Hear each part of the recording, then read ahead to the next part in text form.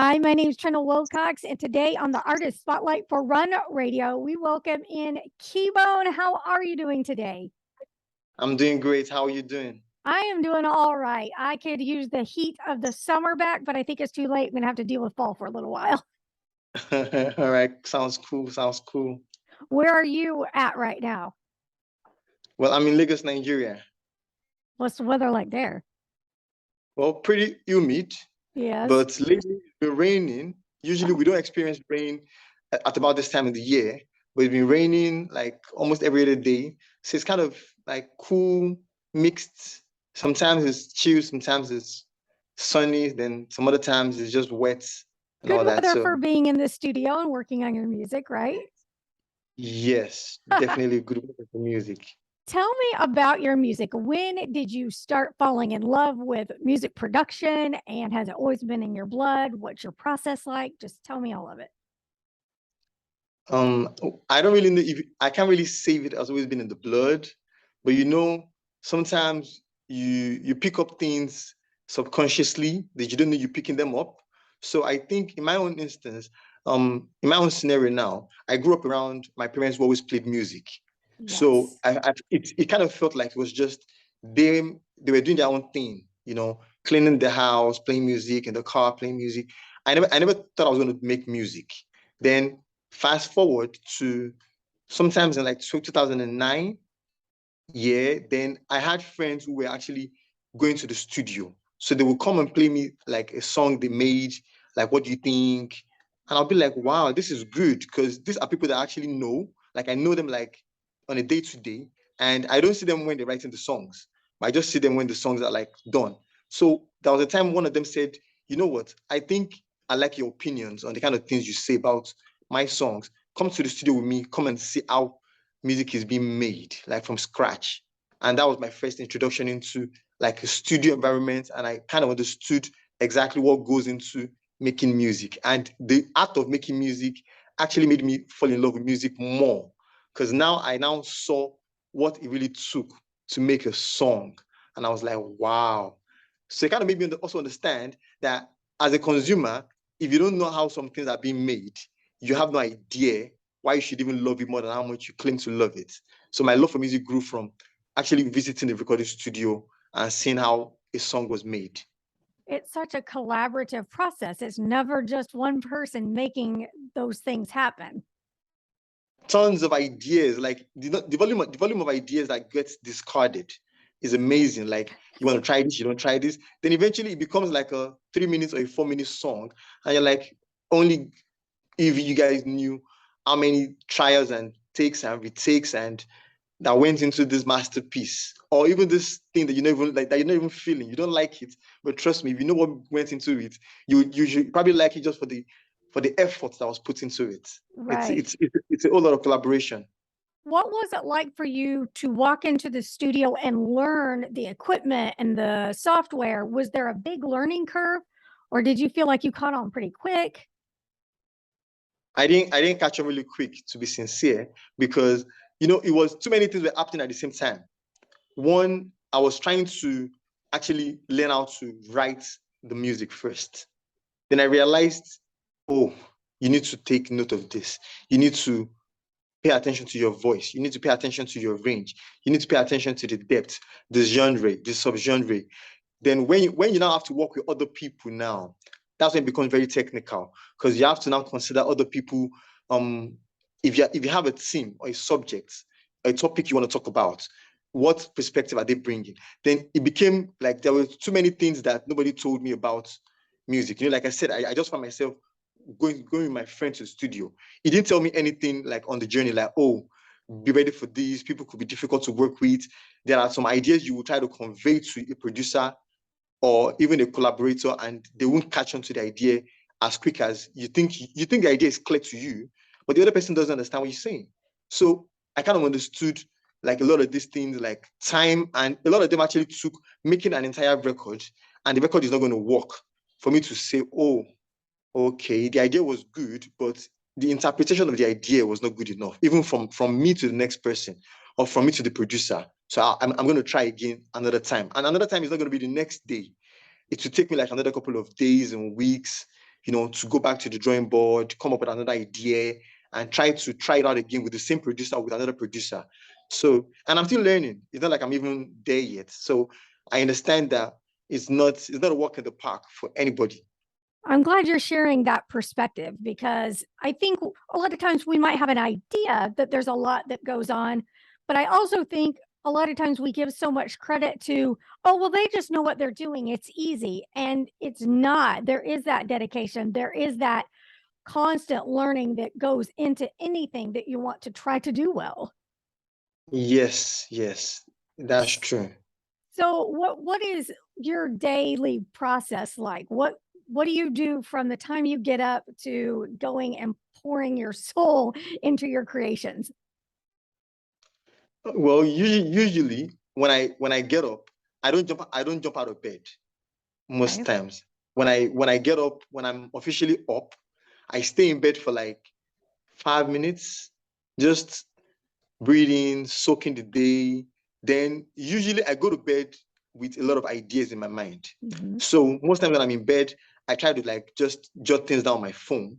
Then in my mind, I try to think I'm meditating over those things in my sleep. So when I wake up, I usually have like a continuation of the ideas that I thought I was having prior to sleeping. I try to revisit those ideas and see how, like, okay, what was the missing thing? What was that thing that I couldn't just get a grab of or hold on to while I was, in bed trying to sleep? Then after I'm done with that whole process, then I wake up, lazy around a little bit. Okay, let me brush my teeth, let me shower, let me find something to eat. Then I go about like a lot of things. I have a dog, I have to take care of the dog. While I'm doing that, my mind is always thinking of, okay, what's this thing? This person I have to call. I like to keep a lot of notes. Like I always like to, because now I think that I used to think I'm always going to remember things, but I've gotten to realize that doesn't work for me. But when I write it down, every now and then I revisit the pad. I look at it. I'm, yeah, I'm supposed to call this. I'm supposed to. Then I keep doing that along the day. Then the most interesting part for me is I don't write music until it's late Ah, at night. okay. I've tried, yeah, because Lagos is a little bit is a busy place. Is a bustling city. A lot of distractions, a lot of phone calls, everything, emails. I have a lot of things to attend to during the day that never gives me the time to actually sit down and write a song or even write a Mhm. verse or even come up with an idea or even develop an old idea. So, but I've kind of realized that at night, nobody calls me at night. I'm so happy about that. So, and I have no emergencies to attend to at night. So at night, I take a lot of time to like try and going back into, okay, this music, what's left, where did I stop the last time, what am I supposed to perfect? If I want to do it like rehearsals, I prefer to do it at night, because that's when I feel like, okay, I've eaten, my voice is relaxed, I'm not I'm not tensed in any shape or form. Then I try to go back to music. What's the most recent project you've been working on? I have a song, Not Like Me. It's What going to is be that? out on the 7th of October. I'll send it to you shortly. It's Yes, going to be out please. on the 7th of October. And I'm really excited about it because the funny thing about the song was it's a song I had written, like I'd recorded the song with a producer, and I thought the song was done. Like, but I kind of started listening to the song over and over again, like what could I have done? What could I have done?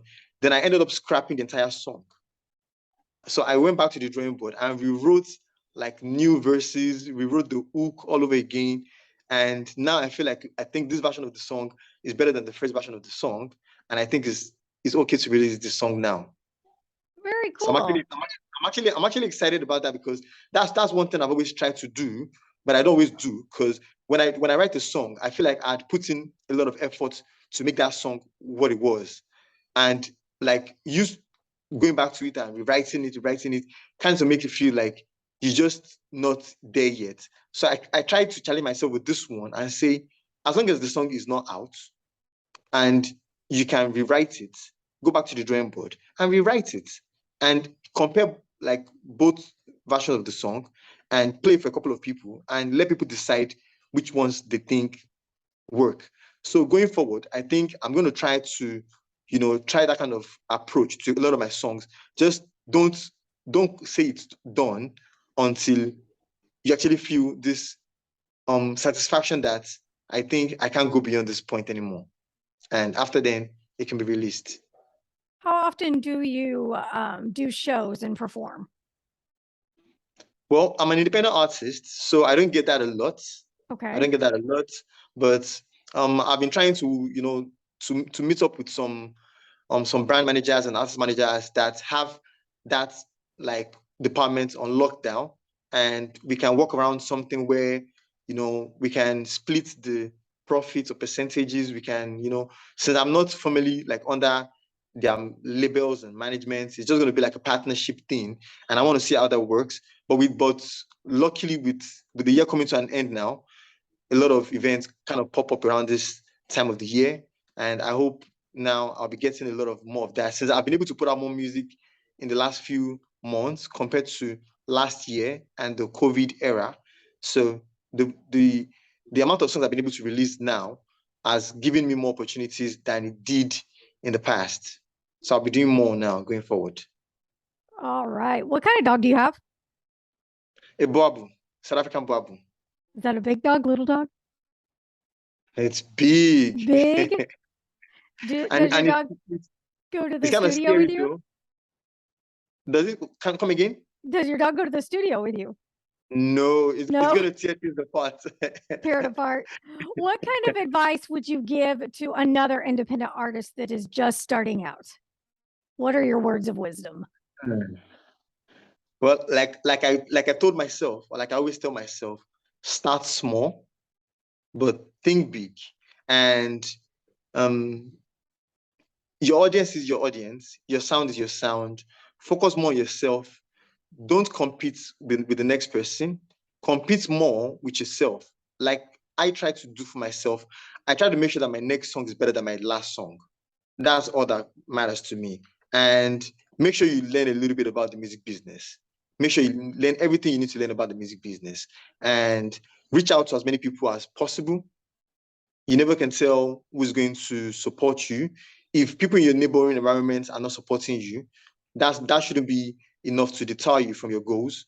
Reach out to people outside your environment and keep an open mind and keep making maybe good music, like we all say. Make something good, make something that can appreciate after days, after months, after years, something you can be proud of. And don't do it because of the monetary value only. Do it because you want to make a change. And the change starts with you. That's good stuff. Anything else that you want to share that I haven't thought to ask you? For me, I would want to preach independency for artistry. You know, being independent gives you the freedom to really do a lot of things you want to do, but also being able to partner with other people also has its advantages. The first thing is know yourself before you know your partner, or whoever you want to partner with. I believe you should know yourself much better and grow in your own day, in your own time, in your own space. For me, I make hip hop and rap music. Hip hop and rap music is not really as widely accepted as pop music for many reasons. The language, the content. Hip hop and rap music is a little bit vulgar and all that kind of stuff. And if you're an independent artist and you want to make hip hop and rap music, my advice to you would be make sure you make a music that can be sellable to a wider audience, a wider demographic, so that you don't put yourself in a box of you make a certain kind of sound, and make sure you read as well. Read about anything, any subject, just read wide. It helps you to have an open mind to being creative when you want to be creative. And I think that would really help you when you also want to write, because you'll be tapping from a pool of knowledge that you've taken from history, from anything that is available to you. You'll be able to tap into the pool of knowledge that would be very vital when you want to pour out your mind on a paper or on a microphone. You'll be a better person. And also, when you meet with other people, you would understand what makes them who they are and what makes you who you are, because you are very open to other people, and the sky is not even a limit anymore for you, as long as you know that. That's good stuff. It's important to surround yourself with supportive people. Have you been in a situation where you had to step back from a group or a certain person that wasn't very supportive? And how did you handle that? That kind of happens to me. Maybe not all the time though, but let me give a scenario now. I used to want to work with a particular guy who used to stay in my old neighborhood. And as I was telling him about the idea of the song, I knew that he wasn't understanding the idea, but I said, maybe because we are talking about this song outside the studio environment. When we're in the studio environment, when instrumentals are playing and we are jamming to the songs, to the ideas, maybe you grasp the idea. And I knew he wasn't buying it. But there was another guy there that I wasn't directly willing to work with him yet, but I saw that he was being positive about what I was saying. So eventually we exchanged numbers. And on the studio session day, I called him and I said, you know what, come around. Let's see if we can work on this idea together. And he came. And at the end of the session, like literally 30 minutes to the end of the session, the other guy that I thought I was going to work with, who was kind of dancing around the table, he showed up. But by the time he showed up, we were already done with the song. And he kept saying, oh, now you understand the idea. I think it's about time for us to make it. I'm like, nah, you didn't buy the idea when it was scratch. And that was the last time I ever spoke to him. Not because of bad blood, but because sometimes an idea is just an idea. Yeah. For the idea to have life, you need to put in a lot of effort into that idea. And in such instances, especially for somebody who's trying to be creative, the worst thing you can have is somebody beating down on your idea when you've not even fully given the idea thoughts. For example, if I say I want to start a podcast now, and I come to you and I say, hey, China, I want to start a podcast. And the first thing you say is, wow, that's good. Do this, do that, do this. You would need this, you would need that. Go through these tutorials or these tools. I would appreciate that. Or rather than you telling me, oh, that's not going to work. Once you tell me that's not going to work, that is not the kind of answer I'm going to be wanting to hear from you all the time. So sometimes, and funny thing is, people who are kind of negative too, in some instances, I don't think they also know what they're doing is good or bad. Sometimes it's always from a place of fear, just fear of the unknown. They don't know what's going to happen. And their feedback may kind of come off as negative, but in the real sense, they're just saying it based on maybe something they've heard, something that didn't work for somebody else. And they don't want you to try something that would be a waste of time for you or effort for you. And I understand that, but like you said, I prefer to stay back or stand back from that kind of situation, because I rather want to try and see it fail and learn from it than not try it at all. Very good. Excellent advice. Excellent advice. I hope people listening will take that. Don't take no for face value. Try it yourself. Get the answer of no or yes for yourself and learn from the no's and redirect it to get that yes that fits you best. True. That's very true. Where can people go to get your music? Yeah, my music is available on all music platforms: Apple, Spotify, YouTube, Tidal, Google Play, anywhere you want to get music, anywhere you get music from, Audio Max, SoundCloud, you can get my music from any of those platforms. And of Just course, search for Keybone. And on social media, it's official Keybone on all platforms: Instagram, Twitter, Facebook. And you can always hear Keybone on runradio.net. We'll be looking forward to your next song. Thank you so very much. Thank you too. I appreciate it. Nice talking to you. Great talking to you.